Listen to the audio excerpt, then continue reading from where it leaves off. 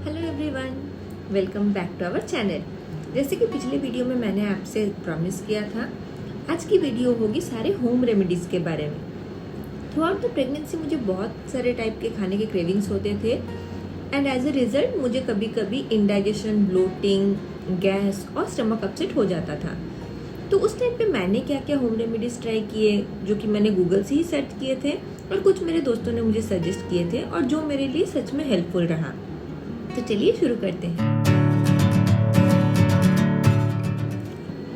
सबसे पहले बात करते हैं गैस और ब्लोटिंग की। मुझे सडनली अगर मैं ज़्यादा देर तक कुछ नहीं खाती थी तो भी मुझे गैस हो जाती थी, या फिर अगर मैं कुछ उल्टा सीधा खा लेती थी तो भी मुझे गैस हो जाती थी।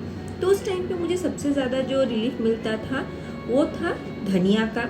अगर मैं कुछ कोरिएंडर सीड्स जैसे चबा के खा लेती थी या फिर पानी में उबाल के वो ल्यूकवार्म पानी पीती थी तो मुझे बहुत जल्दी रिलीफ मिलता था। वैसे तो मुझे ज़्यादा वॉमिटिंग सेंसेशन नहीं रहता था, पर कभी कभी अगर मैं वो पानी पीती थी तो मुझे उल्टी भी लगती थी। तब मुझे काम आता था ये एक्यूप्रेशर पॉइंट। आप देख सकते हैं कि हमारी ये मिडिल फिंगर के बीच में जो ये पॉइंट है, आपको इसे कंटिन्यूअसली प्रेस करते रहना है। जितना ज़ोर हो सके आप इसको प्रेस कीजिए, थोड़ी देर बाद आपको रिलीफ मिलेगा। गैस और ब्लोटिंग के लिए डॉक्टर ने मुझे ये वाली मेडिसिन दी थी। ये एक सिरप है डाइजेशन के लिए। ये हर किसी के लिए सेफ है, इसीलिए मैं आपको ये शेयर कर रही हूँ। Like without pregnancy also you can take it. But आप कोई भी मेडिसिन अगर ले रहे हैं तो आप प्लीज अपने डॉक्टर से कंसल्ट कीजिए। सो गैस और ब्लोटिंग के अलावा मुझे जो और एक प्रॉब्लम रहती थी वो थी हेडेक की।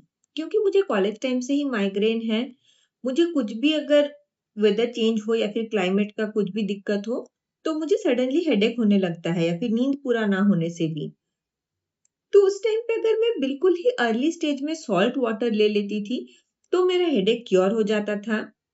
बाई चांस अगर उससे मेरा हेडेक कम नहीं होता तो डॉक्टर ने मुझे सजेस्ट किया था ब्लैक कॉफी लेने के लिए। उसमें मुझे कोई भी शुगर नहीं लेना होता था, सिर्फ बहुत ही कम क्वांटिटी में कॉफी और गर्म पानी मिला के मैं पीती थी। उससे भी अगर मैं 2-3 बार पीऊं तो मुझे बहुत रिलीफ मिलता था। पर एक बार मेरा माइग्रेन बहुत ज़्यादा बढ़ गया था, तब डॉक्टर ने मुझे सजेस्ट किया था एक मेडिसिन। सो मैं आपको वीडियो में कोई मेडिसिन का नाम नहीं बताऊंगी। आपको अगर कभी भी लगे कि आपका हेडेक कंट्रोल नहीं हो रहा है, प्लीज कंसल्ट योर डॉक्टर। हम लोग इंटरनेट में आपको कुछ भी बोले, आपको वो मेडिसिन नहीं लेने हैं जब तक आप अपने डॉक्टर से कंसल्ट ना करें। सो ये हो गया हेडेक और ब्लोटिंग की बातें। बाय चांस अगर आपको कभी स्टमक अपसेट हो, so which work best for me is methi seeds. आपको 6 से 7 दाने मेथी के दाने लेने हैं, उनको डायरेक्टली निगल लेना है पानी के साथ। जी हाँ, आपको चबाना नहीं है। 6 से 7 दाने मेथी सीड्स के आप अपने मुंह में रखिए और पानी के साथ निगल लीजिए। पहली बार में ही मुझे तो आराम मिल जाता था। अगर आपको इसमें फिर भी थोड़ा अनईजी लग रहा है, सो दिन में एटलीस्ट 2 बार आप ट्राई कीजिए, आपको बहुत रिलीफ मिलेगा। तो जब मैं ये वीडियो बना ही रही हूँ अपने सारे क्रेविंग्स के ऊपर, मैं फटाफट से उन सारे लोगों को और एक बार फिर से थैंक यू बोलना चाहूंगी जिन्होंने कि मेरे प्रेगनेंसी के जर्नी में मेरे सारे क्रेविंग्स को फुलफिल किया। आई नो इससे वीडियो थोड़ा तो लंबा हो जाएगा, पर कोई बात नहीं। वैसे तो मैं बचपन से ही बहुत चटोरी हूँ, पर प्रेगनेंसी के टाइम में अगर मुझे कुछ भी खाने मन करता था और वो मुझे टाइम से नहीं मिलता था, मुझे बहुत रोना आता था। आप लोग अगर ये वीडियो देख रहे हैं और आप में से किसी को भी ऐसा होता है, सो प्लीज कमेंट डाउन, ताकि मुझे भी पता चले कि ये सिर्फ मेरे साथ ही होता था कि ये या फिर ये सबको होता है।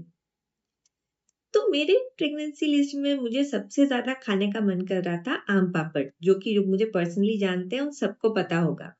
सो इस दौरान मुझे भारत के हर एक कोने से मेरे दोस्तों ने कुछ ना कुछ लाके दिया था। ये मैं इन डिटेल तो आपको सारा स्टोरी नहीं बता सकती, लेकिन मैं अभी फटाफट से उन सबके नाम आपके साथ शेयर करूंगी and really that means a lot. सबसे पहले लिस्ट में मैं नाम लेती हूँ ब्यूटी एंड सुभाषिश दा का, क्योंकि मैंने उनको कहा था कि मुझे आम पापड़ खाने बहुत मन हो रहा है।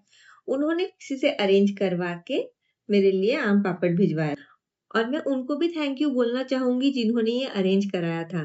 मुझे याद है तभी उनके घर में भी एक छोटा सा बच्चा हुआ था, वो दादा दादी बने थे। तो उन्होंने कहा था अभी तो मैं नहीं ले पा रहा हूँ, कुछ दिनों में मैं अरेंज करा के आपके लिए भिजाऊंगा। আমি এই চ্যানেলের থ্রুতে ওনাদেরকেও থ্যাংক ইউ বলতে চাই। আমি জানি না আপনারা আমাকে দেখছেন কিনা, কিন্তু আপনাদের জন্য হয়তো এটা অনেক কমন একটা জিনিস যে চলো ওর খেতে ইচ্ছা করছে ওকে পাঠিয়ে দিই। কিন্তু আমি যে আমসত্ত্বটা দেখে এত খুশি হয়েছিলাম আমি আপনাকে বলে বোঝাতে পারব না। আমি আপনাকে যতবার থ্যাংক ইউ বললি কম হবে। तो ये था उनके लिए। अब हम बात करेंगे मेरे और कुछ फ्रेंड्स के बारे में जिनका मेरा लिस्ट तो वैसे बहुत लंबा है, इस चैनल में मैं आज उन सबका नाम लूँगी। फिर आती है मेरी एक फ्रेंड आफरीन जो कि आसाम में रहती है। वो वहाँ से मेरे लिए भेजती है काली जीरा राइस। सो मेरे लिए रितिका ने देवघर से पेड़ा लाया था, यहाँ से कटहल लेके आई थी। मेरी एक टीचर है तेजस्वी, उसने मुझे एक फुल बॉक्स ऑफ उड़द दाल का लड्डू दिया था जो कि बच्चे के बोन डेवलपमेंट के लिए बहुत अच्छा होता है।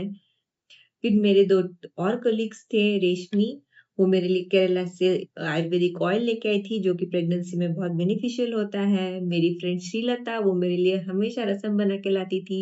मेरी फ्रेंड संध्या, वो बहुत अच्छा पोहा बनाती है, सो फ्रीक्वेंटली मैं उसको बोलती थी, "तुम मेरे लिए पोहा बना के लाओ", सो वो पोहा लेके आती थी।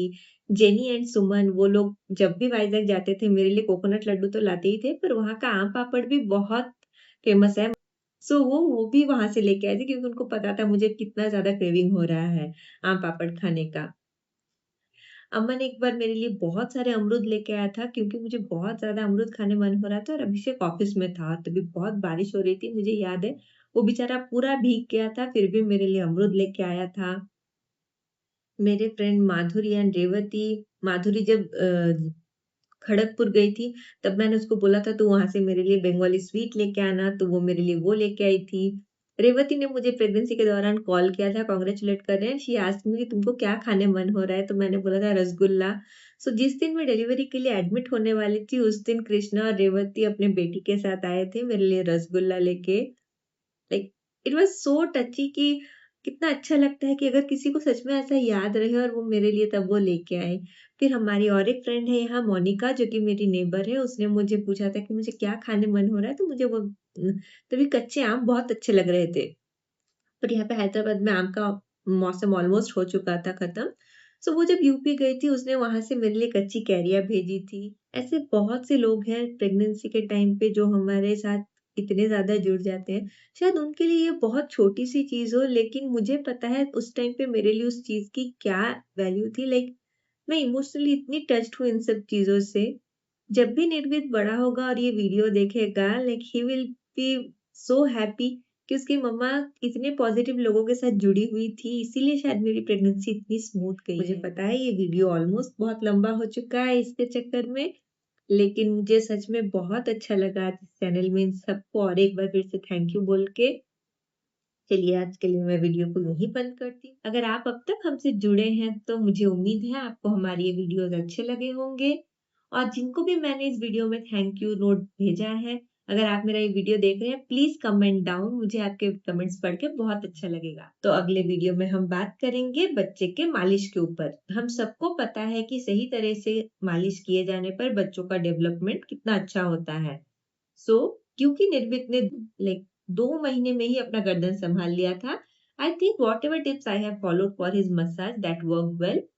तो हम लोग अगले वीडियो में वही बात करेंगे। मिलते हैं आपसे अगले व्लॉग में, तब तक के लिए बाय।